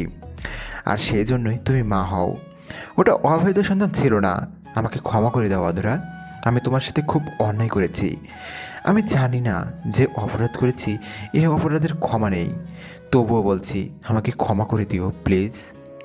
অধরা মুচকি হেসে বলল, আপনার প্রতি আমার কোনো অভিযোগ নেই। ভালো থাকবেন, দোয়া রইল। অধরা চলে যাচ্ছে। রাজ বলতেও পারছে না, অধরা তুমি চলে যেও না, তুমি ছাড়া যে আমার কেউ নেই। কিন্তু রাজ বলতে পারছে না। কোন সাহসে বলবে সে? কোন অধিকারী বলবে? সে যে তার অধিকার হারিয়ে ফেলেছে। রাজ কাঁদছে, চোখের জল মোছার ক্ষমতাও নেই তার। হৃদয়ে রক্তক্ষরণ হচ্ছে। রাজের পাশেই খাবার নিয়ে দাঁড়িয়ে আছে নয়নতারা। রাজ নয়নতারার দিকে ঘাড় ঘোরাতেই নয়নতারা বলল, ভাইয়া কান্না করছো কেন? না, চোখে কি যেন পড়েছে, দেখ তো। ভাইয়া মিথ্যা বলবে না, আমি সব শুনেছি। তুমি সব সত্যি কথা বললে না কেন? বোন, আমার অধরাটা নতুন সংসার নিয়ে সুখে আছে, কিভাবে তার সংসারটা নষ্ট করি? ভাইয়া চলো বাসায়। নয়নতারা রাজকে হুইল চেয়ারে করে তার বাসায় নিয়ে যাচ্ছে। এদিকে গাড়িতে বসে অধরা কাঁদছে। কোলে থাকা রাফিয়া বলল, মম তুমি কাঁদছো কেন? আচ্ছা মম, আমাদের বিছানার পাশে এই আঙ্কেলটা ছবি না? তুমি বলছিলে ওটা তোর বাবাই বিদেশ গিয়েছে, সেখান থেকে আসবে। অধরা রাফিয়াকে বুকের সাথে জড়িয়ে নিয়ে কাঁদতে লাগলো। মম, আমার বাবাই তাহলে আর কোনোদিন আসবে না বিদেশ থেকে? অধরা রাফিয়ার কথা শুনে তার কপালে চুমু দিয়ে বলল, সত্যি মামনি, কবে আসবে? অধরা ড্রাইভারকে বলল গাড়ি ঘোরাতে। ড্রাইভার গাড়ি ঘোরাতেই বলল, আচ্ছা ম্যাডাম। এদিকে রাজকে নিয়ে নয়নতারা গলির মুখে টিনের ছাউনি দিয়ে একটা বাড়িতে ঢুকলো। অধরা ড্রাইভারকে গাড়ি ঘুরিয়ে বাসায় নিতে বলল। বাসায় এসে ফ্রেশ হয়ে রাফিয়াকে ঘুম পাড়িয়ে দিয়ে রাজের ছবিটা বুকে নিয়ে হাওমাও করে কান্না করতে লাগলো। এমন সময় কলিং বেলটা বেজে উঠল। অধরা দরজা খুলে চমকে গেল। মিস্টার নিয়ান অধরাকে দেখে মুচকি হেসে বলল, কেন আসতে পারি না আমি? আপনার সাথে আমার ব্যবসায়িক সম্পর্ক, বাট কিছু না জানিয়ে হঠাৎ বাসায়? ভয় পাবেন না, আজ ভালোবাসা চাইবো না। আমাদের বাসায় সন্ধ্যায় পার্টি আছে, আপনার ছোট বোনের বাগদান অনুষ্ঠান উপলক্ষে আশা করি আসবেন। আচ্ছা, চেষ্টা করব। চেষ্টা করলে হবে না, আপনি আমার স্পেশাল গেস্ট, আপনাকে তো আসতেই হবে। মিস্টার নিয়ান, আপনি মরিচিকার পিছনে ঘুরছেন, যেটা শুধু আপনাকে কষ্টই দিবে। আমার কষ্টের কথা আপনাকে ভাবতে হবে না, কষ্ট করে আইসেন তাহলেই হবে। আর রাফিয়া কোথায়? ওকে তো দেখছি না। রাফিয়া ঘুমাচ্ছে স্কুল থেকে এসে। ও আচ্ছা, আমি তাহলে আসি, পরে কথা হবে, কেমন? নিয়ন চলে যেতেই অধরা আবারও তার রুমে চলে গেল। রাফিয়া এখনও ঘুমিয়ে আছে, আর রাফিয়ার বুকে রাজের ছবি। অধরার অজান্তেই তার চোখের জল টুপ করে গড়িয়ে পড়ল। অধরা রাফিয়ার কপালে চুমু দিয়ে জড়িয়ে ধরে কাঁদতে লাগলো। অধরার কান্নার শব্দে রাফিয়ার ঘুম ভেঙে যায়। মাকে কান্না করতে দেখে রাফিয়া বলে, মম তুমি কাঁদছিলে কেন? কি হয়েছে মম? আচ্ছা মম, আমার বাবাই কবে আসবে বিদেশ থেকে? আজকে রাস্তায় যে আঙ্কেলটাকে দেখলাম, আঙ্কেলটাকে দেখতে ঠিক আমার বাবাইয়ের মতো। আচ্ছা মম, শুনেছি বিদেশ গেলে কথা বলা যায়। নানু ভাইয়ের সাথে আমরা তো প্রায় কথা হয়, বাবার সাথে কেন হয় না? জানো মম, আমার না অনেক কষ্ট হয় বাবাইয়ের জন্য। সবার বাবাই আছে, শুধু আমার বাবাই নেই। স্কুলে আমার সব বান্ধবীরা বাবাইকে নিয়ে অনেক গল্প করে। তাদের বাবাই কোলে নিয়ে আদর করে, খাইয়ে দেয়, বেড়াতে নিয়ে যায়। আর আমার বাবাই পচা বাবাই, আমাকে আদর করতে আসে না, আমার সাথে কথা বলে না, তাই না মা? অধরা রাফিয়াকে কি বলবে বুঝতে পারছে না। ছোট্ট মেয়েকে কিভাবে মিথ্যা বলবে, সত্যিটা কি বলে দিবে? সব কিছু ভেবে অধরা মনে মনে স্থির করলো রাফিয়াকে সব বলে দিবে। তাই রাফিয়াকে বুকের মধ্যে নিয়ে বলল, মারে, তোকে একটা কথা বলি। হ্যাঁ বলো। আজ সকালে যে লোকটাকে দেখলি মা, সেই লোকটাই তোর বাবাই। সত্যি মম? চলো না বাবাইকে বাসায় নিয়ে আসি, বাবাইয়ের খুব কষ্ট হয়, আমার বাবাই হাঁটতে পারে না। চলো না মম, বাবাইকে নিয়ে আসি বাসায়। না মা, আমাকে প্রমিস কর, আমি যখন বলবো তোর বাবাইকে বাবাই ডাকতে, তখন ডাকবি। আচ্ছা মম, প্রমিস। তুমি বললে বাবাইকে বাবাই বলে ডাকবো। এই তো আমার লক্ষ্মী মামুনি। মামুনি, তুমি বাসায় তোমার স্নেহা আন্টির সাথে খেলা করো, আমার একটু বাইরে যেতে হবে, কাজ আছে। এদিকে রাজ বিছানায় শুয়ে আছে, মাথাটা এখনও ব্যথা করছে। নয়নতারা রাজের মাথায় হাত বুলাতে বুলাতে বলল, ভাইয়া, তুমি রাস্তায় আপুটাকে সব কিছু বললে না কেন? আর আপুটাই বা কে? আপুটার নাম অধরা, আমার স্ত্রী ছিল। কি বলছো ভাইয়া এসব? হ্যাঁ সত্যি, আমি আর তিশা আমেরিকায় থাকতে বিয়ে করি, আর অধরা ছিল তিশার সৎ বোন। তিশা তার বাবার সমস্ত সম্পত্তির জন্য অধরাকে বিয়ে করতে বলে এবং তার কথা মতো অধরার সাথে রাত কাটাই, যেটা অধরার স্বপ্ন মনে করেছিল। আর সেই জন্য অধরা অন্তঃসত্ত্বা হয়। জানিস নহন, অধরা আমাকে অনেক ভালোবাসতো, কিন্তু আমি ভালোবাসার বিনিময়ে তার গায়ে কলঙ্কের কালি আর কষ্টই দিয়েছি। নিরপরাধ সত্যি একটা মেয়েকে কলঙ্কিনী বানিয়েছি। জানিস বোন, সত্যি আমি অধরাকে এখন অনেক বেশি ভালোবেসে ফেলেছি। তিশা আমার ভালো লাগাচ্ছিল, আমি ভালোবাসা শিখেছি অধরার কাছ থেকে। তুই অধরাকে সব বলতে বললি না? আমি কিভাবে বলবো? অধরা যে অন্যজনের ঘরের রানী। আমি চাই না অধরা আমাকে করুণা করুক। আমি না হয় নীরবেই ভালোবেসে যাই। আর আমার এখন যে অবস্থা, এজন্য আমি মোটেও আফসোস করি না। আমি আমার পাপের ফল ভোগ করছি, আমার আরও কষ্ট হওয়া দরকার। আমি যে অধরার অবুঝ মন নিয়ে খেলা করেছি, আমি যে তার চোখের অস্ত্র ঝরিয়েছি, জানিস নহন, আমার অধরা আমার পা পর্যন্ত ধরেছিল। একটু আশ্রয়ের জন্য আমি দেইনি। আমার সাথে ঠিকই হয়েছে। যতদিন বাঁচবো ততদিন আল্লাহর কাছে একটাই প্রার্থনা করব, অধরা যার বুকেই থাকুক না কেন, সে যেন ভালো থাকে। কথাগুলো বলতে বলতে রাজ ঘুমিয়ে গেল। নয়নতারা রুম থেকে বের হয়ে বারান্দায় বের হতেই দেখলো একটা গাড়ি তার বাড়ির সামনে এসে দাঁড়ালো। গাড়ি থেকে যতটা না বিস্মিত হয়েছে, সবচেয়ে বেশি বিস্মিত হয়েছে গাড়ি থেকে অধরাকে বের হতে দেখে। অধরা গাড়ি থেকে বের হয়েই ইশারায় নয়নতারাকে ডাক দেয়। নয়নতারা অধরার কাছে যেতেই অধরা বলল গাড়িতে উঠতে। নয়নতারা গাড়িতে উঠল। অধরা নয়নতারাকে নিয়ে একটি রেস্টুরেন্টে বসে। খাবার অর্ডার দিয়ে বলে, বোন, তোমাকে একটা কথা বলি। হ্যাঁ ম্যাডাম বলেন। আর এটাও বলেন, কেন আমাকে এখানে নিয়ে আসলেন? আমাকে ম্যাডাম ডেকো না, আপু বা বোন ডেকো, তাহলেই হবে। আর হ্যাঁ রাজ, তোমার কি হয়? আমার ভাই হয়। ও, তোমার সাথে কিছু কথা বলি। এইসব কথা তুমি আর কাউকে বলতে পারবে না, প্রমিস করো আমায়। আচ্ছা আপু বলবো না, আপনি বলেন কি কথা। রাজের এই অবস্থা কিভাবে হলো, আর সেই বা প্যারালাইজড কিভাবে হলো, আর তিশা কোথায়? তিশা ম্যাডাম নাকি তিশার নামে একটা ছেলেকে বিয়ে করবে। আর রাজ ভাইয়া কয়েক মাস আগে গাড়ি অ্যাক্সিডেন্ট করে প্যারালাইজড হয়ে যায়। প্রথম কিছুদিন তিশা ম্যাডাম ভাইয়া সেবা যত্ন করলেও তার কয়েকদিন পর রাত করে বাড়ি ফিরতো। আর মাঝে মধ্যে তিশান ছেলেটাকে নিয়ে সারা রাত নোংরামি করতো, সব কিছু রাজ ভাইয়ার সামনেই। রাজ ভাইয়া শুধু কাঁদতো, আর কিছু বলতে পারতো না। একদিন তিশা আপু সেন্সলেস হয়ে গেলে হসপিটালে নিয়ে যায়। পরে জানতে পারে তিশা আপু মা হতে যাচ্ছে, আর বেবি নাকি রাজ ভাইয়ার না। রাজ ভাইয়া খবরটা শুনে অনেক কান্না করেছে। আপুরে বলছিল বেবি নষ্ট করতে, আপু বেবি নষ্ট না করে রাজ ভাইয়াকে বাসা থেকে বের করে দিছে। আর ভাইয়া অসুস্থ হওয়ার পর ব্যবসায় একের পর এক লোকসান হওয়ার কারণে ভাইয়া সব সম্পত্তি বাড়িসহ নিলাম হয়ে যায়। শুনেছি সব কিছু তিশা ম্যাডাম আর তিশান মিলে করেছে। জানেন ভাইয়া প্রতি রাতে কান্না করে। অধরা নামে একটা মেয়ের ছবি বুকে জড়িয়ে নিয়ে ঘুমায়। অধরা কান্না করছে। নয়নতারা অধরার কান্না দেখে সবটা বুঝেও না বোঝার ভান করে বলল, আপু আপনি কেন কান্না করছেন? আপু, রাজ যার ছবি বুকে নিয়ে কান্না করছে সেই মেয়েটাই যে আমি। সত্যি আপনি সেই অধরা? বোন, আমার একটা উপকার করতে হবে। কি উপকার? আমি রাজের চিকিৎসার ব্যবস্থা করব। যদি দেশে ভালো না হয় সিঙ্গাপুর নিয়ে যাব। তুমি শুধু আমাকে হেল্প করবে, ওকে হসপিটালে ভর্তি করবে। ও কিছু জানতে চাইলে বলবে এক স্যারে তোমার সব কিছু শুনে চিকিৎসা করাতে চেয়েছে। সত্যি বলছেন আপু? কিন্তু ভাইয়া নাকি ভালো হওয়ার চান্স খুবই কম।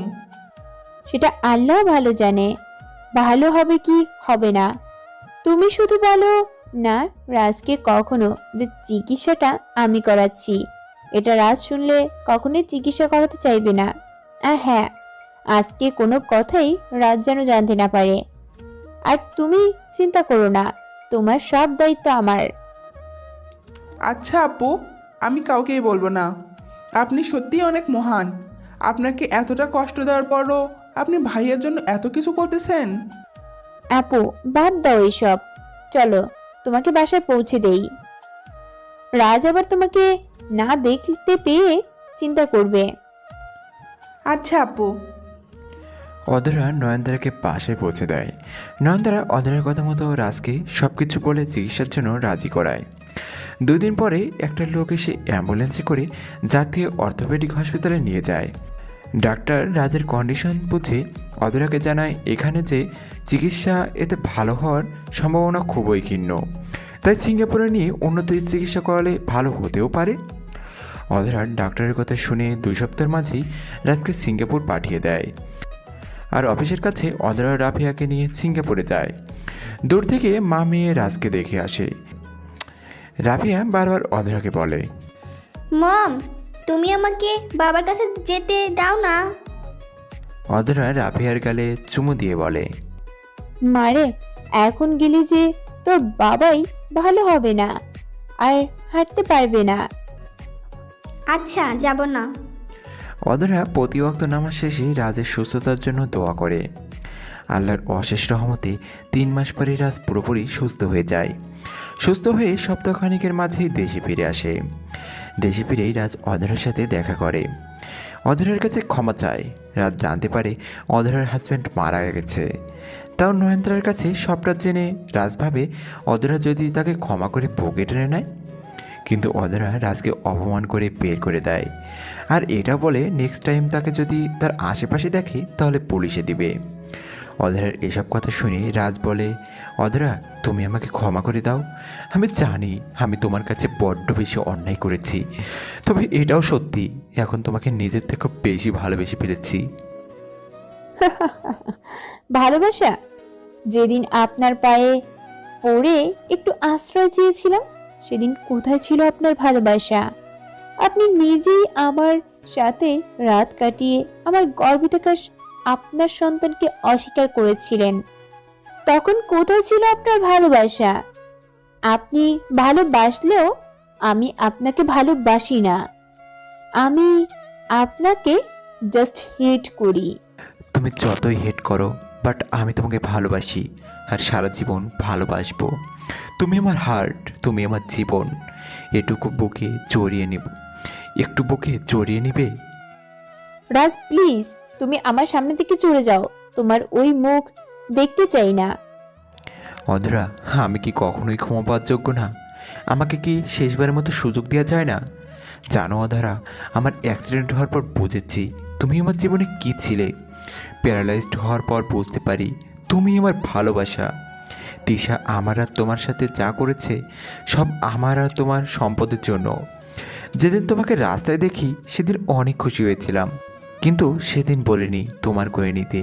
কারণ আমি পঙ্গু ছিলাম, চাইনি তোমার করুণা পেতে। বাট আল্লাহর অশেষ রহমতে আমি সম্পূর্ণ সুস্থ। তাই তোমার কাছে আমার ভালোবাসা ভিক্ষা চাই। আমি সত্যি তোমাকে ছাড়া বাঁচব না অধরা। আমার প্রতিটা মুহূর্ত কাটে তোমার কথা ভেবে। না পারি ঘুমাতে, না পারি খেতে, সারাক্ষণ তোমার স্মৃতিগুলো আমাকে বড্ড চালায়। অধরা রাজের কথা শুনে ঠাস করে তার গালে চর বসিয়ে দিয়ে বলল, বাহ, কি সুন্দর ড্রামা! এখন আমার সম্পত্তি দেখে তোমার ভালোবাসা উতলিয়ে পড়ছে। আমি জানি তুমি আমাকে নয়, আমার সম্পত্তিকে ভালোবাসো। আর হ্যাঁ রাজ, তোমাকে একটা পরামর্শ দেই, তুমি আমার পিছনে না ঘুরে অভিনয়ে নাম লেখাও, অনেক জনপ্রিয়তা পাবে। আমি গ্যারান্টি। আর লাস্ট ওয়ার্নিং, আমি তোর মুখ দেখতে চাই না। তুই আমাকে ভালোবাসলে আর কোনোদিন আমার সামনেও আসবি না। রাজ বাম হাতে গালটা ধরে অধরার দিকে করুণ দৃষ্টিতে তাকালো।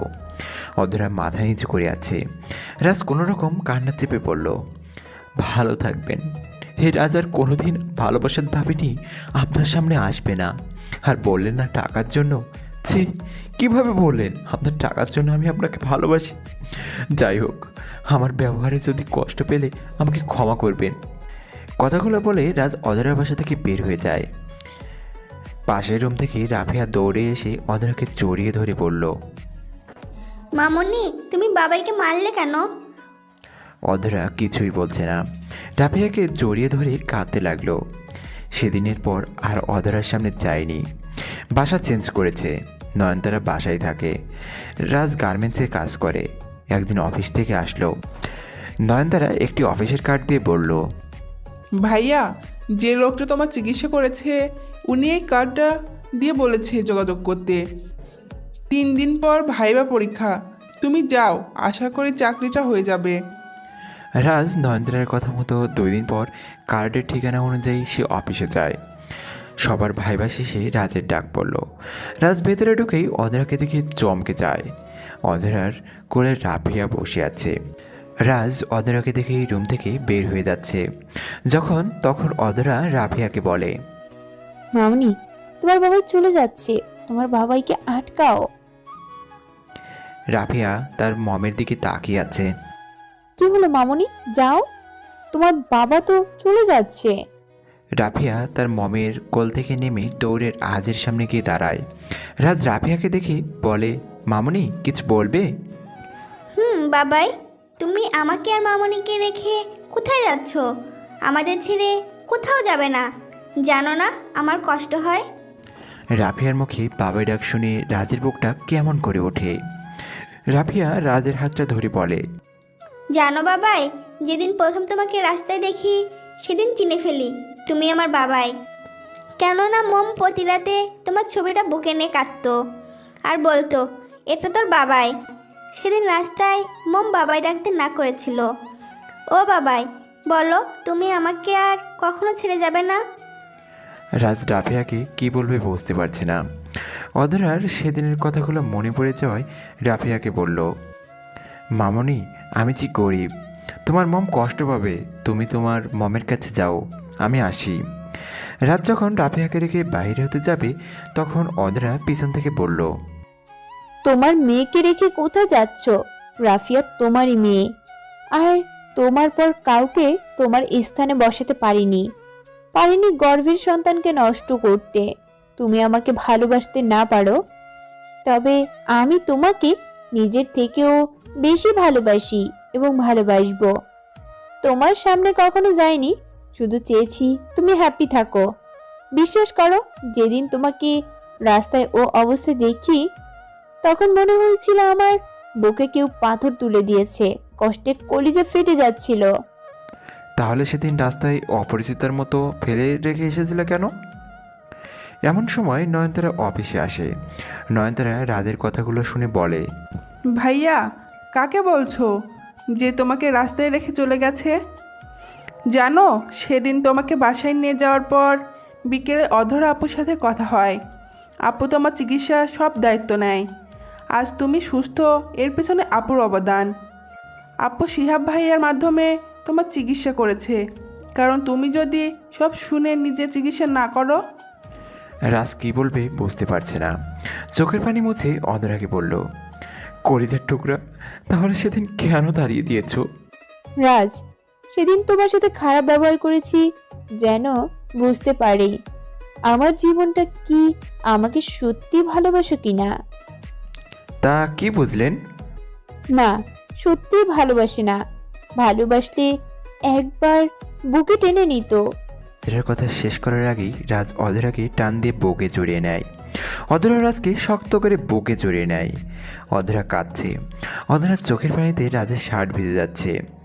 রাজ অধরার কপালে ভালোবাসার স্পর্শ এঁকে দিয়ে বলল, কি হলো, কাঁদছো কেন? তুমি আমাকে আবার ছেড়ে যাবে না তো? না, আর কোনোদিন তোমাকে ছেড়ে যাব না। এমন সময় রাফিয়া বলল। বাবাই, আমাকে বুকে নেবে না? রাজ অধরাকে ছেড়ে দিয়ে টান দিয়ে রাফিয়াকে বুকের সাথে জড়িয়ে নিয়ে গালে মুখে আদর দিয়ে বলল, আমার মাটাকে যে বুকে নিতেই হয়। দিনগুলো ভালোই যাচ্ছিল। হঠাৎ একদিন অধরার মাথা ঘুরিয়ে পড়ে যায়। অধরার সাথে সাথে হসপিটালে নিয়ে যাওয়া হয়। ডক্টর অধরাকে দেখে বলল, মিস্টার রাজ, খুশির খবর আছে, আপনাদের পরিবারে নতুন মেহমান আসছে। অধরার ডাক্তারের কথা শুনে খানিকটা লজ্জা পেয়ে যায়। ডক্টর রুম থেকে চলে যেতেই রাজ অধরার কপালে চুমু দিয়ে বলে, এবার কিন্তু মেয়ে হওয়া চাই, ঠিক তোমার মতো। তুমিও না, যাও তো, আমার লজ্জা করে না। রাজ হসপিটালের বিল পেমেন্ট করে বের হওয়ার সময় তিশার মাকে দেখে চমকে যায়। তিশার মা রাজকে দেখে বলে, রাজ, তুমি হাঁটতে পারো? পারি তো। ডক্টর না বলেছিল তুমি কোনোদিন সুস্থ হবে না? আল্লাহ চাইলে সব হয়। এমন সময় অধরা রাবেয়াকে নিয়ে রুম থেকে বের হয়েই তার সৎমাকে দেখে চমকে যায়। মা, আপনি এখানে? অধরা, তুমি এতদিন কোথায় ছিলে? জানো তোমাকে কত খুঁজেছি। মারে, ক্ষমা করে দিও, তোমার প্রতি অনেক অবিচার করেছি। আরে না, আমার জন্য বাবা মারা গেল। আপনি যা করেছেন ঠিকই করছেন। না মা, তোমার জন্য না, তোমার বাবাকে তিশা প্ল্যান করে মেরেছে। তোমার বাবা মরেনি, তাকে মেরেছে তিশা সম্পদের জন্য। কি বলছেন এইসব? হ্যাঁ, ঠিকই বলছে। আর তোমাদের সাথে অন্যায়ের পরিণাম ভোগ করছি। তিশা আর তিশান দুজনেই মারা গেছে এইডস রোগে আক্রান্ত হয়ে। মরার আগে রাজকে আর তোমাকে কত খুঁজেছে, ক্ষমা চাওয়ার জন্য পাইনি। আর আমাকেও তোমরা ক্ষমা করে দিও। আমিও এই পৃথিবীর অল্প কয়েকদিনের জন্য মেহমান। আমার ব্লাড ক্যান্সার, লাস্ট স্টেজে আসি। অধরা আর কিছুই বলল না। রাজকে নিয়ে হসপিটাল থেকে আসার পথে আকাশ প্রাণে তাকিয়ে শুধু একটাই কথা বলল, আল্লাহ, তুমি সত্যি মহান, তুমি ন্যায় বিচারক। এমন সময় রাজ অধরার হাতটা শক্ত করে ধরল। এভাবেই শেষ হলো আরও একটি গল্প। হ্যালো ভিউয়ার্স, গল্পটি আপনাদের কাছে কেমন লাগছে? গল্পটি শেষ পর্যন্ত যারা দেখেছেন তাদের অসংখ্য ধন্যবাদ।